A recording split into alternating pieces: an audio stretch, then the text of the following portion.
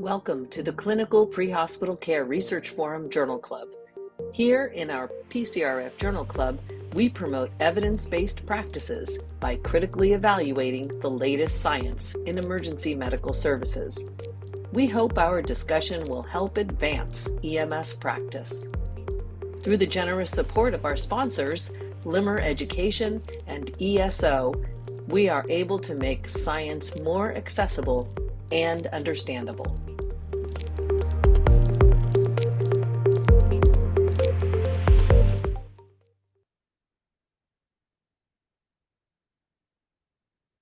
Welcome, everyone, to the July 2024 edition of the Pre-Hospital Care Research Forum Journal Club. Special thank you again to our sponsors, LIMR Education and ESO, for making it possible for us to be here together today. And I am Remley Crow. Today, I'm joined by Dr. Tony Fernandez, Jeff Rollman, Michael Caduce, Dave Page, and Dr. Bill Toon. We are really excited to talk about today's paper. And just as a reminder for everyone, the article that we are going to be reviewing is Emergency Medical Services Management of Bronchospasm in the United States, a cross-sectional analysis and nationwide quality assessment, which was just published in Pre-Hospital Emergency Care. And as always, this article will be paired with a discussion in EMS World with our very own columnist, Michael Caduce. The column's called Journal Watch. I encourage you all to check it out, emsworld.com, under the category of education and training. I want to thank all of those who are here with us live today. I can see quite a few of you trickling in. As we begin, just a reminder, you can type in your questions into the Q&A box and we'll bring those into the conversation as we go. So without further ado, I'd like to welcome our panelists on, and we will kick off with a discussion. And first things first is this is a really interesting and important topic, the topic of bronchospasm, probably one that doesn't get nearly enough attention for how common it is. I was looking through some of the latest NEMSIS data, and it looks like at least 1 out of every 10 EMS encounters has to do with bronchospasm. So the authors took to a national data source, and their goal was to look at, well, if this is something we see really commonly, what does the quality of pre-hospital care look like when it comes to the management of bronchospasm? And so we've got Dr. Fernandez here with us to talk a little bit through how the authors set this study up and the key pieces and the key measures before we dive into exactly what they found. So Tony, I'll flip it over to you to go through a little bit of how did the authors take on this study? Yeah, so I think this is a really cool study, and to highlight some of the points you made, taking care of bronchospasm and asthma, there's a lot of things in EMS where we wonder, have we made a difference, or can we make a difference for this patient population? There are some things where it's clear that we can, and evaluating and caring for a patient that's dealing with bronchospasms is something that we do well and that we can do pre-hospitally at almost every level in EMS. So I think this was a really important topic to dive into, and I really like how the authors went about doing this. So as we go through, first let's talk about what they wanted to do, right? So the idea, they had 3 aims. And they wanted to describe the extent to which EMS care met independently developed quality measures. And we'll talk a little bit about these quality measures going forward. It was really impressive how they did some discovery to find all of these quality measures. So we'll put a pin in that for now. We will get back to that. And they did look at quality measure performance based on level of care. So they looked at basic life support versus advanced life support for their first aim. They also had a second aim, which was to identify or to do a risk assessment or risk standardization for the quality measure. So they wanted to look at performance at the EMS agency level, because we know that there's not just a provider variation, right? How your agency cares for patients is largely determined by medical directors and protocols and the like. So doing a study and accounting for agency level variations, really important. They checked that box as well. And then their third aim was to compare rates of completed pre-hospital interventions performed for pediatric versus adult patients. We know that we don't see peds as often in the pre-hospital setting, and they are a vulnerable and very important part of our 911 pre-hospital patients that we want to care for appropriately. But we don't get to see them all the time. So that could play a role in how these patients are cared for. I think the authors did a really good job of stratifying between pediatric versus adult care for this patient population. So as we continue through, let's talk about how they did this. So they used the NEMSIS dataset, and we talk about this NEMSIS dataset quite often. It is a wealth of information. It's a robust dataset. And the great part about this dataset is it's delivered at no cost. There is some upfront work that you need to do to get this dataset. NEMSIS is going to ask you to fill out a form that basically says who you are, why you want to do this research, what the analysis is for, and if you intend to publish. There's a couple other kind of questions that they put in that form, but that's the crux of it. This information is readily available, and it's open for use for investigators nationally and internationally. The authors make some good points about this data set. They used 2018 and 2019 for their sample, and they do identify that it is a convenient sample, and that is true. These data are voluntarily submitted to NEMSIS. In 2018, there were almost 10,000 EMS agencies across 43 states that submitted to NEMSIS in 2018. And then when we look at 2019, there were a little over 10,000 EMS agencies from 47 states.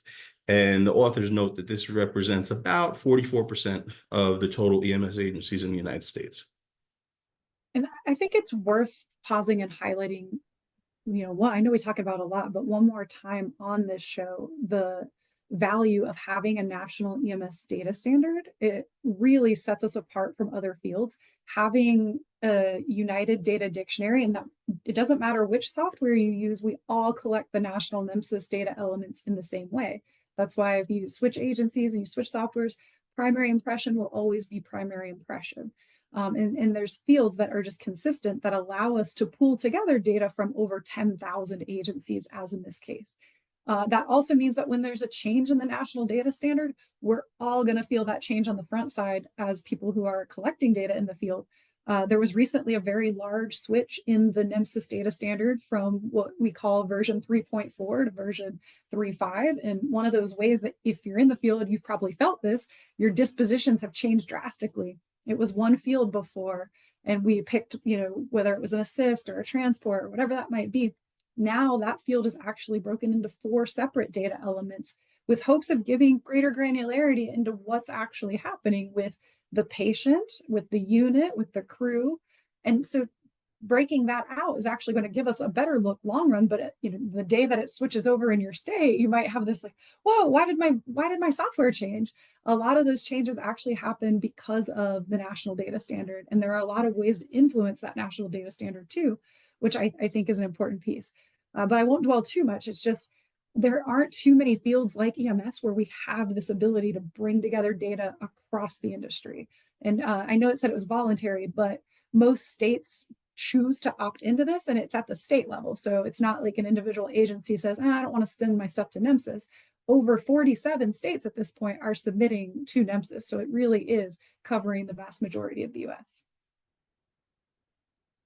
Yeah, absolutely. And I think that your points are well taken. I think this is important, and I just want to highlight how unique this is, particularly in healthcare. There aren't many fields who can say that they standardize data across the field. So really cool opportunity to do some really impactful research, and we'll continue to dive down this one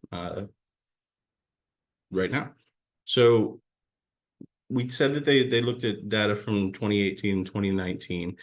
The authors are up front. They did this really because they wanted to avoid the COVID pandemic and how the care changed based on the COVID pandemic. That was not a part of their goals for this study. So I think it was wise to look at before the COVID pandemic to assess care. And then this leads to some great follow-up studies, right? We can always look at what happened during the COVID pandemic, and now that we're hopefully right out of the woods there, there's a lot of follow-up we can do here as well.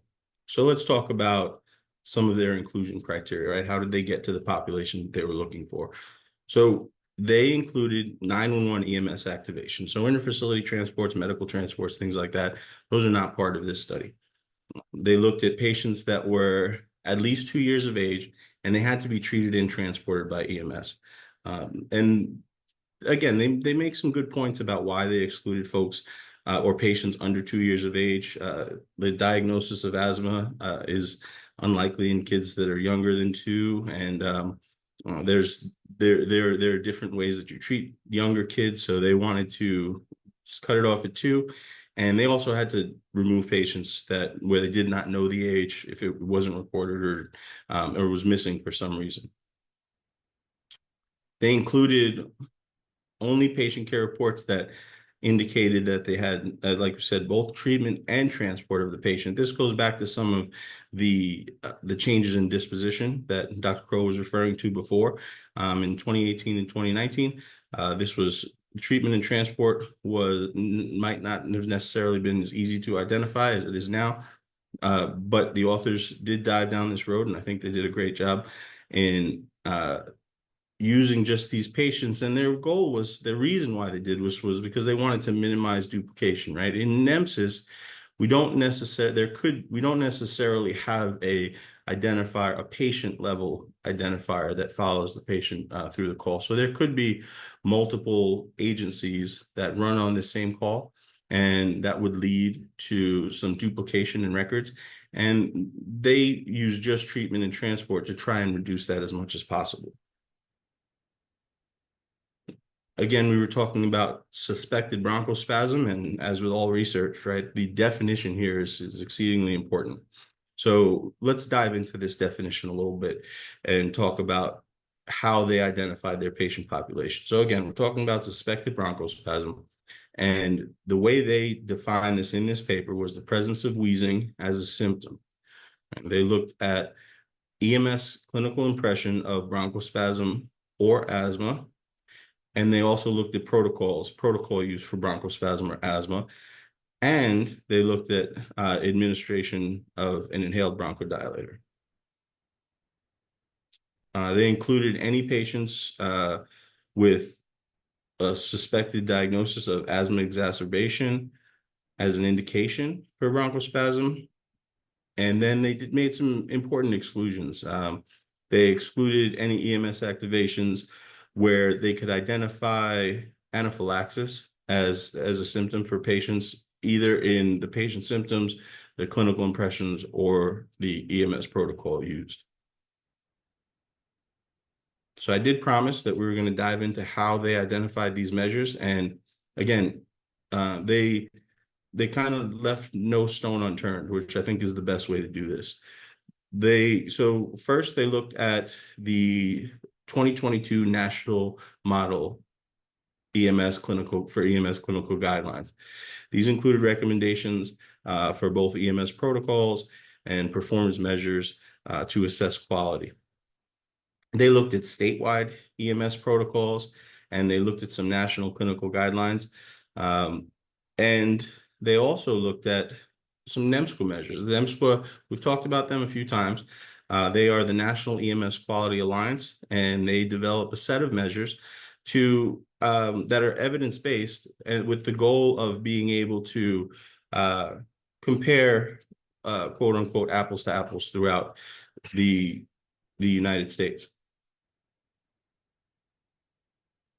So before we dive in a little bit more here, where we actually look at what measures they talk about, I wanted to just open the floor to any of our panelists who want to talk about the importance of identifying these measures from a no stone unturned type of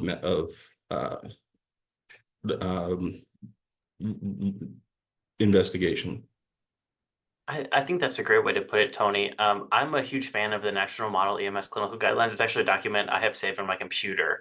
I feel like so often, so this is a National EMS state or officials document. This is their third edition of it. So if everyone ever asks me like, well, what should be a protocol for treatment of asthma, since that's what we're looking at, they actually have put together some recommendations. It's all cited. It's written by content experts. So it's a really robust document. I should look how many pages it is. It's a very robust document, but it's all itemized by protocol. So if you were looking for a protocol on delivery or complicated delivery, they've really documented it out. They made some updates in 2022, and I was reviewing it today. And so they updated their trauma resuscitation guidance for cardiac arrest due to traumatic cause. So I was just reading through some of the interesting points that they made. So if you're an educator out there, if you're a provider out there, this is really a standard document. If you have to ever design a protocol or make a protocol for something, they have a pretty robust system already set up in place. So this is a great document. I use it quite frequently. I reference it quite frequently. So if there's folks out there that aren't familiar with it, it uses the evidence-based guidelines. So really a great document that's out there. So. Yes, I want to echo absolutely. that. I put the links over in the chat just for people who may not be familiar with that project, and also the Pre-Hospital Guidelines Consortium, which is an evidence-based project. And I think the just the way that they approach this, you can see that the last study that they used in their that they referenced was in 2005 on BLS units, actually using bronchodilators. So I've been waiting for this for so long, actually, because and Dr. Crow can back me up. At every one of the workshops that we do, I keep going, somebody needs to kind of reconfirm some of the things that the Ontario Pre-Hospital ALS Project confirmed years and years ago, which is beautifully done, saying, these interventions by emergency medical services actually make a difference. And in the case of respiratory distress, recognizing respiratory distress, recognizing its severity and being able to treat it, these things, you would think it's kind of a no-brainer. Somebody's wheezing and they have asthma and you're going to give them a nab. But I don't know that that's actually true. And so just kudos to kind of looking through it. I do wish they would have, from a researcher's perspective, I wanted to see a little bit more about what they were, what brackets of medications they were actually looking at. But the construct is very sound, and I'm really, really excited to move to the what did they find? So love it.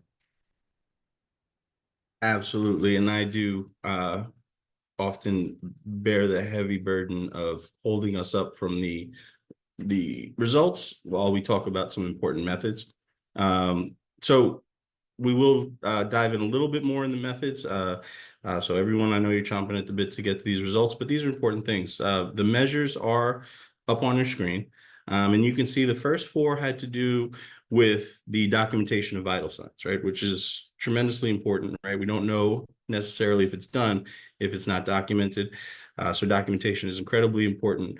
We look at, the authors look at respiratory rate, SpO2 and EtCO2. And then they look at the documentation of a full set of vital signs, which this is another NEMSCO measure where they look at blood pressure, heart rate, respiratory rate, SpO2, and they're looking at documentation at least twice during a call. The next four measures have to do with delivering an intervention. So supplemental oxygen for folks whose oxygen sat was less than 92. That 92 number is interesting. That's something that can be debated, particularly if you're in a state like Colorado. But I think 92 is something we can, that is a good middle ground for an assessment like this. They looked at inhaled beta agonists and inhaled anticholinergic medications. And then they looked at systemic corticosteroids. So that really kind of looked at all aspects of care for these patients. And then they didn't just provide us with a bunch of percentages and things like that, which are absolutely important. But the authors dived a little deeper, and they looked at developing a logistic regression model where they could identify factors that may be related to the administration of inhaled beta agonists, or systemic corticosteroids. And in order to do this model, they excluded EMS agencies with fewer than 10 eligible patients. That was a smart move to minimize variation due to sample size. And then the models were adjusted for things that were plausibly associated with administration of medication. So they looked at patient demographics, they looked at clinical severity, they looked at environmental factors such as the community size and seasonality.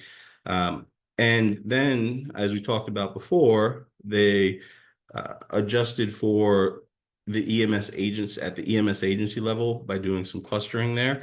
We won't dive into what the statistics behind clustering, but we will say that it was not only appropriate, but I think it was ideal for a study like this. And then they reported descriptive statistics, and they reported some 95% confidence intervals along with odds ratios. So before we do dive into all these results, I want to open it up to the rest of the panelists for any questions or other important things about the methods that I may have glanced over.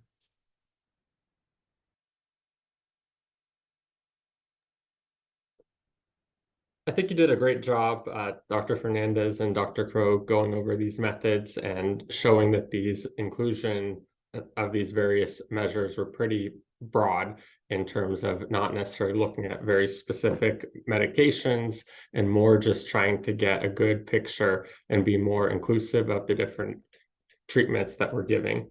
And the other thing I wanted to add, not exactly related to methods, but more in terms of the introduction and scope, is that, again, these respiratory emergency calls are super common, something like 1/10 of our EMS calls, I believe you stated. But we don't often think about the mortality associated with them, that asthma deaths are very much still a very real thing, unfortunately. And the way I think about it is many of these deaths don't need to happen. It's often folks who maybe don't call 911 or call 911 too late or don't necessarily receive the proper treatment. And we know that there are these gold standard treatments that are in those EMS clinical guidelines that are part of that pre-hospital guidelines consortium group. So we know what needs to get done. And I think the study authors did a really good job of trying to make sure that trying to benchmark us and see that we're actually getting done what needs to be done, since there's still far too many folks that are dying of asthma each year. And I was just looking at the numbers before our webinar, and definitely asthma mortality has gone down from decades ago, but it's kind of stagnated over the past 10 to 15 years. And there's definitely room for improvement. There's a lot of disparities. And I think the first step in addressing asthma mortality and is knowing how good we're doing or not in terms of treating it. So I'm really excited to get to the results. So thank you. I'm with you. I'm a little sad, I guess, because we had an opportunity here to report also the patients that are sort of in extremis versus the patients that are not as sick. In particular, it'd be really helpful to understand if basic life support, quote unquote, which I don't even know what that means anymore when an EMT has variances and is allowed to do all sorts of things with extra training. I'm just I don't like the BLS ALS labels, and I wish we can drill down a little bit more. If these BLS agencies are rural and they're allowed to start IVs and they're allowed to do all sorts of other interventions, maybe even give IM epinephrine in this case, I would have wanted to see a little bit more depth there. I think they had an opportunity while they were diving into this concept So I don't want to actually disparage them, because I think that they really, that particularly the way that they identify what the measures are. But I'm looking at the measures right now, and certainly waveform capnography is in there, which is really towards the more paramedic ALS side of the house. On the other hand, so is 12-lead EKG acquisition in these guidelines, and understanding how much CPAP and BiPAP BLS units are doing, as well as some of the more advanced epi might have been. It was just a golden opportunity to say, just so you know, BLS is not always BLS. They're doing some other things in there that may not be in the scope. So anyway, let's move I'll on. chime in the other direction on this. I like the approach that the authors took, and that they did stratify ALS, BLS, but that they didn't get caught on that, because this approach to me is the more patient-centered approach. Patient doesn't have an asthma attack, call for an ambulance and say, please send me a BLS ambulance. Patient calls, and we hope that the system gives them whatever resource they need, delivered by whatever clinical level, as long as they get the thing that they needed. So I think that your question, Dave, is a really good one, but certainly beyond the scope of the 3 aims that were laid out. And I think that's a call to all of you listening. Hey, really great research question is still out there. But I do like that the authors for this first swing through the national data took a patient-centered approach. Yeah, I have no trouble with that. I just wanted to know how many of those patients are in extremis, BLS or ALS, like not even the unit that responded, but just how sick they were. Meaning if you use epi as a surrogate for they're really, really sick, or even respiratory arrest and assisted ventilations.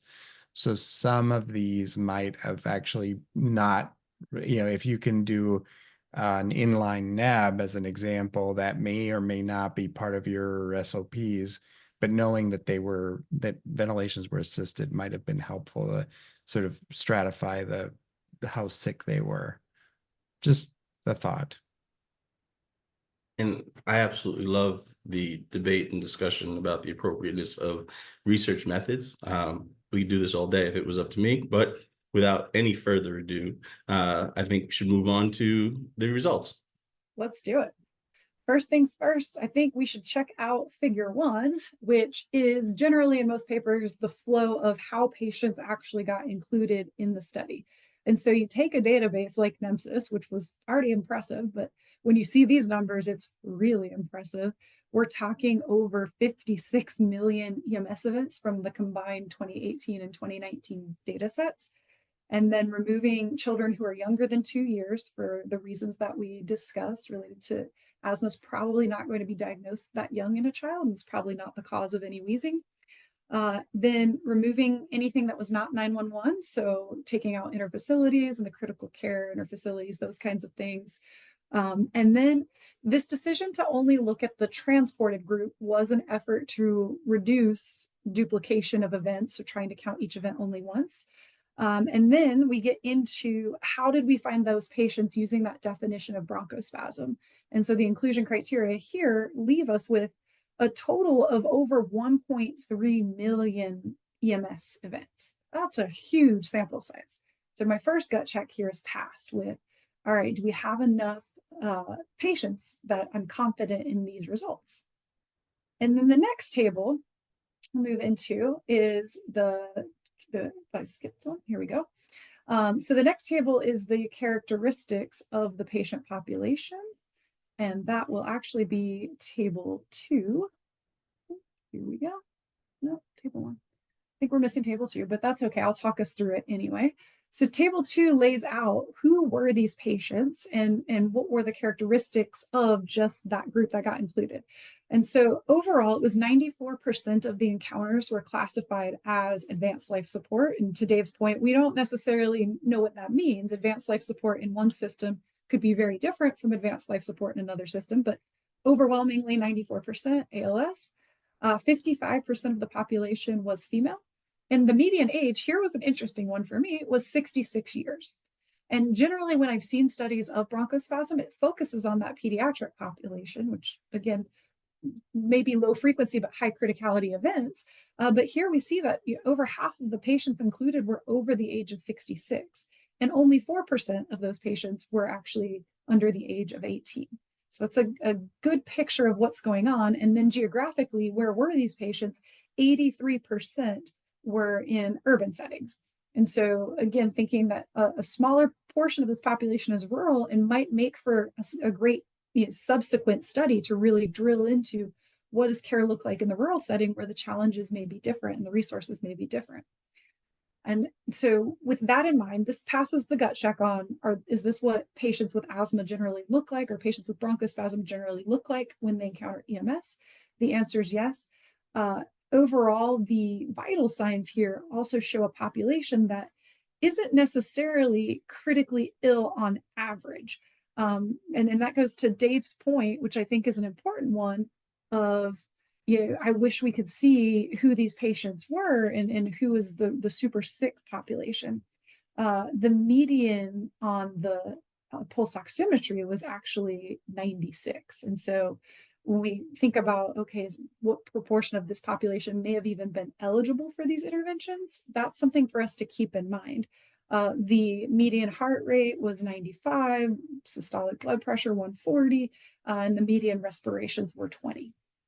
So that gives us a great framework to think about who are we talking about when we dive into the performance measures, which I love that they took the wide section on the performance measures and just took a look at, well, how are we doing when it comes to recording these things? And a good performance measure isn't necessarily perfect. A good performance measure is something that serves as an indicator that we need to go look if something is out of whack. It's not going to tell us why a measure looks a certain way, but it does tell us that as leaders, we need to go have a look at this. So if we move into table 3, this is where we get the individual level look at what is performance on these measures.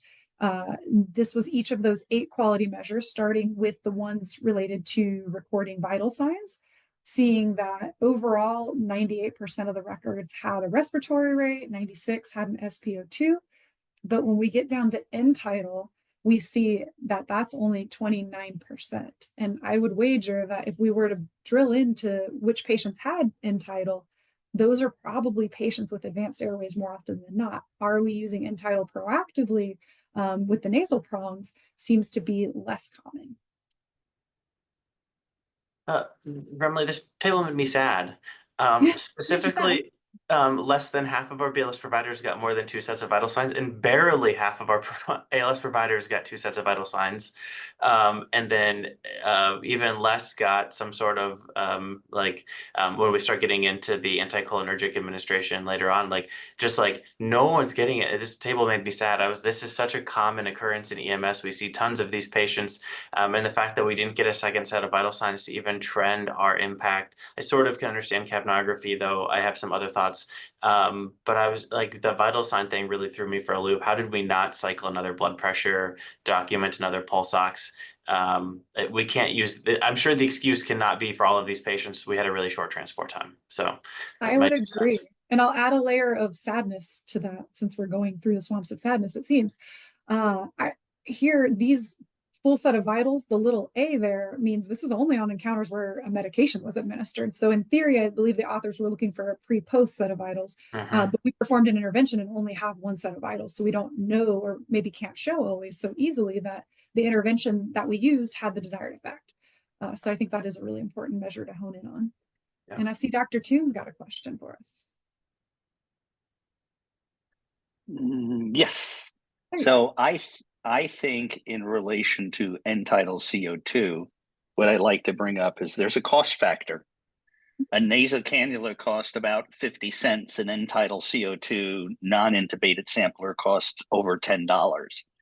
And while it would be ideal that everyone, that would be just a common, as they call it, the 5th vital signs, it's not economically smart for an agency that is operating on the margin, the edge, then they can't get that replaced. So I've never been surprised about seeing low end tidal numbers and as you said, if they're intubated, you want it 100%, but we don't know which patients here had advanced airways or bag valve mask or whatever, so or the type of sampling. But I always like to point out that sometimes, even a BLS agency may not be able to afford an SpO2 monitor, or they may not think that, oh, well, I can get one of these ones for $50 or whatever, and if it gets broken, it's easy for me to replace. I think there's some things, and again, we're going back a few years here in time, and that's an impact factor. I think we always need to take those into consideration as the time of the study and the size of the organization could come to play.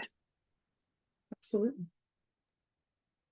I was going to also add that along the same lines, of course, that nice to see these results, but definitely some disappointments as well. That just a reminder that this is only what is documented in the electronic patient care record. I know that was mentioned earlier, but that's something, especially when it comes to end tidal CO2, for example. In my experience, looking at many charts with different systems, for some reason, the end tidal doesn't always get uploaded and somehow doesn't make it into the chart. Or when it does, it's only in the narrative that the EMT or paramedic writes that they applied the end tidal and this is what they saw.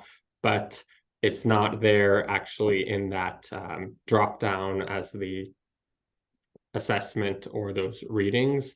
So I think that this might be somewhat of a falsely low picture. So I'm trying to look at the glass half full rather than half empty. But I definitely know that end tidal, it does cost more than that cheap, nasal cannula that's less than $1. But in these patients especially, I'd really hope that they're getting end tidal, since when we know that our EMS clinicians, maybe they're having a hard time listening to breath sounds in a loud environment. They're not quite sure if they're hearing wheezing or not. We know that end tidal, not that number, but just looking at that waveform can give us really good evidence as to whether our patient is experiencing that bronchospasm or not. So I really hope that they are using it. And I've definitely read charts where it's typed out, what they're seeing on the capnograph, but not necessarily making it there to the actual upload or numbers where it would show up here. So that is unfortunately one of the limitations with this kind of work. You bring up I think that's an excellent, an excellent point on that. I just want to add on to that is a lot of agencies don't require their people to routinely upload the data from their devices. Mm-hmm. If it's a simple, straightforward call, you can just document it where you want. There's not this rigid, hey, if you use the monitor, this download the data. That was one of the things we had to work on a great deal when I was working, full time, is we had to put a criteria out there. If it met this criteria, we wanted the download from the monitor devices and stuff. So, but that's also a factor. Yeah, help me. I'm going to defend the EMS providers here a little bit, because if you're running around and you're busy, and most of these calls were urban and you're going from call to call, sometimes the documentation doesn't really reflect the care, although we know if it wasn't documented, it wasn't done. So don't get me wrong. But I am wondering about I know in my chart I can document that there was a patient improvement, and I'm wondering from maybe experts that are on this webinar if that is part of NEMSIS also, that you can actually document that the patient improved, and why not use that in this particular project to show a subjective, but maybe very objective, the respiratory rate appeared, less labored, or the respiratory effort was less labored, even if the lung sounds still, sounded like they had wheezes. I can visually see the patient pinking up a little bit, that is more subtle and would be caught in a narrative that wasn't analyzed in this particular metric. I think there are other ways we could have gotten to the patient improved after they got a neb. Sure. No? And that is a NEMSIS data element on the improved, unchanged, got worse after any intervention. There's also an initial and a final patient acuity to see if the patient's condition improved from when we got there. But that doesn't account for their baseline status. So if the patient was not incredibly sick to start with, and now I know that the goal of this was to find bronchospasm, but the way that the definition was cast pulled in a lot of patients who just had a primary impression of asthma. And it's unclear whether or not that patient needed treatment for this impression of asthma. They didn't all necessarily have wheezing present. Bronchospasm, And so yeah. that's another study that could be done. Hey, calling all Yeah, researchers, I know, it's narrowing full. in just on Tell that you, population. PCRF is having some workshops coming up. Better There's some sign coming up. up. But I think that is important. So we could narrow in on that population that truly had documented wheezing and say, this is the sicker group. Did they get the interventions? Yeah, And I do it's want to talk actually, about. it's the Go ahead. middle, right? It's not the super extreme, super sick, and it's not the really not sick that much that they just didn't take their inhaler. It's that sweet spot of the patients who the struggle that might end badly if not caught early.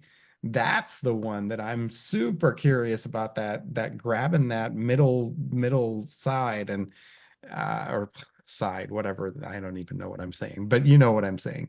Getting the patient that's not yet as sick. Right. Totally.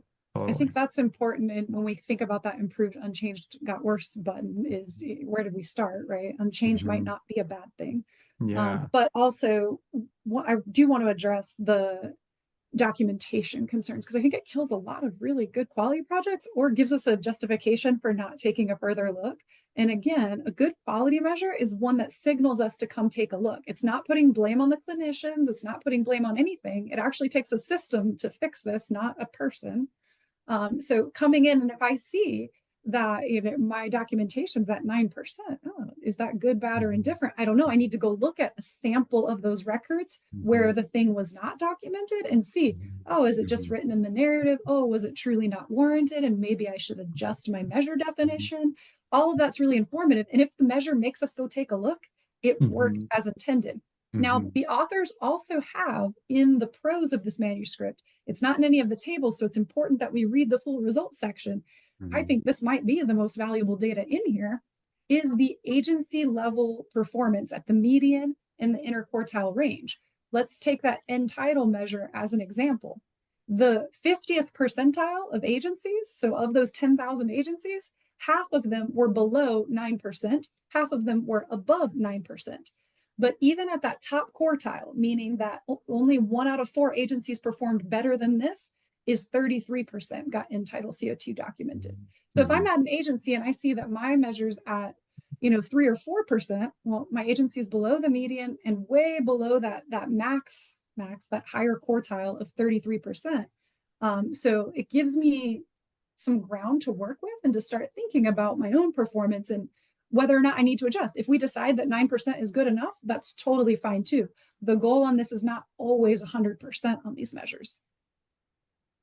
I'm going to challenge a little bit.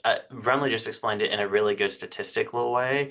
I want to bring it back to realism. The fact you're busy would not be an excuse in the hospital for not doing something or documenting something, right? So if you're in the hospital, are we okay not giving the sepsis patient antibiotic because we're busy? I'm with you. I'm with you. The excuse you wanna document it. I agree. You want to do it, and I think the concern here is we don't know whether it was documented or not. There's the perception may be that, well, they did it all the time, they just didn't document it. My understanding of the real world is that's not true. So oftentimes it's not actually being done. And I would say if my family was in the hospital, I'd want these documented. I want these vital signs collected. So I think sometimes we give the excuse of, well, they were just really busy. We don't give that excuse to the people in the hospital or the clinic. We should hold ourselves to a higher I get standard it. there. I get it. I'm just coming from a space where honestly, sometimes it's hard to upload. Sometimes I got the pulse ox off of the finger probe in the house and I didn't write it down on the first go round. So I was actually just now, while you were talking, looking for the definition in the paper of what they call a full set of vital signs. Because if you're telling me that I also had to document temperature twice, that might not happen because I'm not too worried about temperature. But I do see where in table 1, they do list the numerator as blood pressure, heart rate, respiratory rate, SpO2. And you would think that those 4 things could be documented, although respiratory effort might actually give you more detail.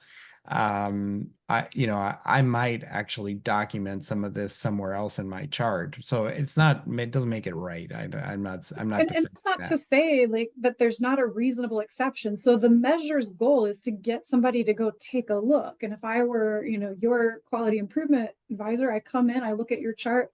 Oh, okay, it's here in the narrative. I can give credit for it, and I can focus on what are the barriers to documentation and take a systems approach to that. But ultimately, my concern moves from clinical care to documentation, which is a much better place to be in. But these large scale studies like this hint at there's probably a clinical thing going on as well, especially when we get to the pancreas plots, which I'm going back to the world of statistics, but it's reality too. So get ready. Yeah. These pancreas plots are really telling, and I think they give us a good way of doing benchmarking, a responsible way of doing benchmarking. I have a soapbox, and it's called benchmarking because I think we do it poorly. We often use a benchmark just to say, am I above average? Well, good for me. Yay, I'm done, right? Wrong. The right way to do benchmarking is to look at those who are doing really, really, really well, the top box, and go after what it is they're doing. So when we look at the figure 2 panels A and B, this is the risk standardized beta agonist administration. And we can look at, the median here is somewhere around 85 or 80, or no, excuse me, around 75 or 78%, the red line there. But we can see all of these agencies that are in green who are way above that mark, and some are even at 100%. So if I were undertaking quality improvement project, I really want to know, what are those agencies at the very far right of this graph doing? And what could I emulate or rip off and duplicate from them to get that level of performance? I shouldn't settle for this, 70 whatever percent, 78%. So I think these graphs are really important when it comes to looking at an agency level benchmark that makes sense for my organization, and not just being content with the median. And here again, for corticosteroids, we can look at, and we can have a whole discussion clinically about corticosteroids, which I think the evidence there is still pretty mixed on whether this is a true benefit in the pre-hospital setting. But when we see the median there is about 20%, but then there are agencies that are hitting above 80, 90%. So it is really important to look at this. And again, the purpose of a quality measure isn't to tell us the root cause, or isn't to say that we're doing a bad job or blame somebody, because I can hear the chatter out there is, well, what if it wasn't in their protocol? Okay, well, the root cause of this might be the protocol, and maybe the test of change that we do is to modify the protocols. But I think that these figures in particular give us a really helpful starting point to understand what does the lay of the land look like today, and what might be different tomorrow. And then I'll move to the last results section here and hope that the panelists will continue to come in with their comments. But this is just the breakdown by children versus adult patients. And again, a lot of the focus on asthma research has been on children, but it is nice to see it split out here because there are different drivers and different aspects that play. And the authors do a really great job in the discussion of going through some of those challenges or the barriers that might be different. For example, IV access in a child, especially a very small child, could be more challenging than perhaps in some adults. So when we look at the performance of the quality measures by pediatric versus adult, in the cases here, we see that the performance among children was relatively lower. And so that is an area for us to focus on. It's something that we encounter perhaps less frequently, but important criticality here when we think about administering supplemental oxygen to people with an SpO2 less than 92%. Only 61% of children had this measure met versus 75% of adults. And so that's a pretty big gap. And, I'm interested in hearing from some of our panelists who focus on education on, where do we work this in our continuing education? Is this a knowledge gap, or are there other barriers at play? Because education only works if it's a knowledge gap, but maybe there's something else going on. I think that's a great question, and I highlighted the entire paragraph that explained this table because I thought it was all incredibly valuable. I thought one of the things that may be playing into this, and it's something we try to do on the continuing education side, is when the AHA made their oxygen recommendations for STEMI and stroke patients, right? Like it's only 94.99. We don't give it if they're breathing okay and their oxygen's fine. And I wonder if part of this is a swing in the direction, right? We try and educate people. If they look short of breath, they tell you they're short of breath, just give them oxygen. It does it for a respiratory patient. It's not the STEMI or the stroke patient where it can be so detrimental. And I wondered if you had done this study 10 years ago when everybody got oxygen as like prior entry to the ambulance was your nasal cannula, if we would have seen anything different here. So it makes me wonder a little bit about that too. I think you could probably make an argument on the pediatric patients. Some of the pediatric patients are a little bit tougher to get oxygen on, similar to the IV. And I think sometimes we step over that because again, the IV is a much more difficult task, but the number of kids I've had that have not wanted to wear the device. But yeah, I don't know. I struggle a little bit with the supplemental oxygen in patients who are short of breath. 75% of the way. We can definitely do better here. Again, I wonder if it's an educational problem. We swung the pendulum all the way to one side, but we certainly have some opportunities to recognize for improvement here.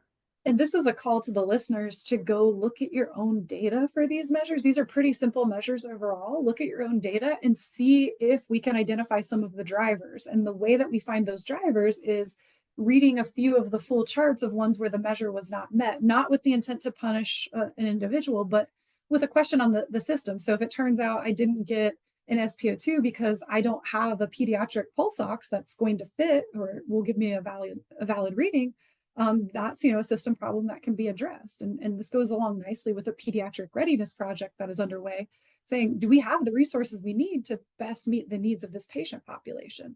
But here again, there's no blame. It's just a curiosity as to, well, what are the things that we could change as a system to get different and better results? Yeah, I was also thinking the same exact thing about why are we seeing this gap? And then looking at pediatric and adult in terms of supplemental oxygen delivery versus inhaled beta agonists, I saw, okay, in adults, both 75%, sounds, I could see they're, right at around the same mark. But for pediatrics, we're seeing that a higher proportion are receiving those inhaled beta agonists. They're getting that nebulized albuterol essentially compared to the supplemental oxygen. And I was thinking that this might be a matter again of that equipment, pediatric equipment, as you were just talking about pediatric readiness project, that giving that supplemental oxygen, we traditionally think of a face mask. So it would probably be a pediatric face mask, whereas that inhaled beta agonist can definitely still be through a pediatric face mask, but often we're giving it through that T-shaped device, which kind of can be used, universally, both for adults and children. And the vast majority of these calls, again, are adult. So we're very familiar with our adult equipment. And if we could repurpose the same exact adult equipment for pediatrics, we're going to be much more inclined to use it than if we're scrambling, embarrassed, trying to find the pediatric equipment. So I think that might be potentially what's at play. Definitely not an excuse and definitely a call out to do better, but still that could be part of the explanation. Yeah, and I think my call is, not just do better, but get curious and take a look at our data, because I think it's very easy to sit here and say, well, it could have been this, it could have been that, but it takes a lot of courage to go into our data and read a chart and see, oh, maybe like we are missing something, or maybe our protocol or scope of practice doesn't support getting the right resource to the right patient. So this is a good time for us to take a look at our data, get curious about, well, is it the measure definition that needs refined, or is it, actually a gap in care that we can act on? In a few minutes here, I do want to talk about a couple of the potential limitations that I think are important for us to consider, and especially as we think about, well, what are the next studies? One is the inclusion of transport only. So from previous research, we know that a lot of patients who have an asthma exacerbation are not necessarily transported by EMS, and that differs across different socioeconomic status and different racial and ethnic groups. So I would like to see, and maybe a separate study or a spinoff of what happens with patients who are not transported. And then again, with I don't think we brought this into the conversation actually, but I think it's worth us talking about is what happens when a bronchodilator is given prior to EMS's arrival. And was that contemplated here, or is that something that could potentially be explaining some of these findings? Is we get there and the patient has just taken a dose of their inhaler and seems to be improving. But these are two of the things that I saw, and I'll open it back up. We have just a few moments left, but for any other thoughts from our panelists before I will carry us out. Really good point about that non-transport, since that was definitely a big piece of the pie that was excluded. And we see that a lot where folks are maybe out of their inhaler, we give them albuterol and they're feeling a lot better. But what worries me as somebody thinking about what's next is that if they're not getting that steroid, if they're going to the hospital, they're eventually going to get that steroid, they'll be watched. But if we're leaving them at home, I think they absolutely need to get that corticosteroid on board. And I'd be really curious to see those numbers for the non-transported patients. I know we're probably not going to start an IV if they're insistent on staying home, but we know that a lot of these corticosteroids can be given intramuscular or potentially orally. And I think this is a great opportunity for medical directors to maybe step in. For example, in my agency, we switched from a corticosteroid, which could not be given orally, to one that can be given IV, intramuscular, or orally. So all the ways in order to just get it in and give it to your patient. Exactly. More decks. Yeah. Yeah, I love the comment in the chat, and get ready because shameless plug. We received a record number of research abstracts for EMS World Expo International Scientific Symposium in Las Vegas this year, and one of them that was done during a PCRF workshop. So please go to prehospitalcare.org, look at the workshops coming up. One of them was on administration of steroids for asthma. So stay tuned and participate. Yeah, I think that one of the ways you know that you're reviewing some really good research is all of the questions and additional research projects that come out of the discussion of the research. And I think we have that here to a large extent. I think the authors did a really good job of setting the stage and allowing us to say, well, what if we did this next? And what if we did that next? And there's a lot of open real estate, so to speak, for investigators to jump in here and answer some of these questions that we discussed today. So kudos to the investigators who did this research. I think it's a great first step to answer a really important question. And while there is still a lot of work to do, I think this was a ton of work and well done. I echo Tony's sentiment on the kudos for doing this work. This is, I think sometimes we go into research being a little bit afraid of what the results might show, and the authors have to step over that barrier to really articulate the data. The one thing that I also would add into it, then I take away, and the next question I have is this whole atrovent thing. So only about 1/3 of patients received an anticholinergic, yet a substantially higher number got a beta agonist. So oftentimes when we're nebulizing those two medications, we just do them together. It's a duo neb, and that's pretty common. I'd be interested to read more about some of the agencies and see how many of the agencies are just doing the bronchodilator instead and not the duoneb. I don't know that there's a good rationale there, but I'd be interested to learn more to find out what it is. So that was the next question that I have is we need a little bit more on just the anticholinergic versus bronchodilator. So kudos to the authors. I couldn't agree more. And I think a lot of good research brings about more research questions with this, which this one has certainly done. So I'm going to chime in, and again, the authors did a great job, compared to my days of sub-Q epi and ammonophlin infusions, so that's how we treated asthma patients at one point. Well, I don't think enough attention is paid to providers in two ways. One is the technology is not always easy to enter electronic data information. It can become very time consuming, and it doesn't flow as easily as you want. So I always think that regardless of how the documentation done, the old paper or even electronic now, I think very few people use paper type stuff. But I do think it's important that it still isn't intuitive. It doesn't go along smoothly or quickly, and it can't necessarily be done live, right at the patient side.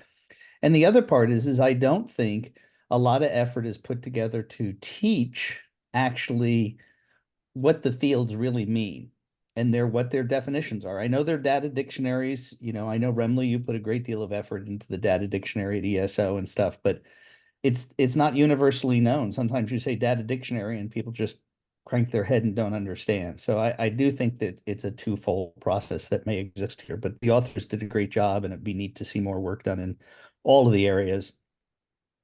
Absolutely. And I appreciate those comments as system level changes that we can really focus on. And so that'll be my parting words, is for us to use this as a call, take a look at our data, but with a systems lens, not with this goal of punishing a clinician or say, how dare you not do this? Let's think about what's giving rise to those results from a system perspective and what we can actually change.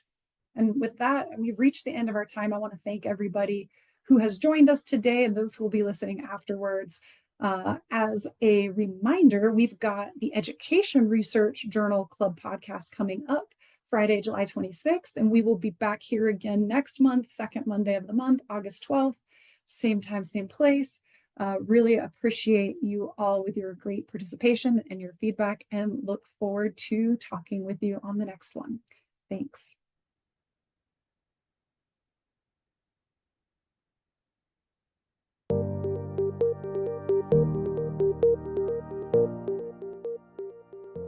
We hope you have enjoyed and learned from this PCRF Journal Club. Please share it with other interested EMS professionals.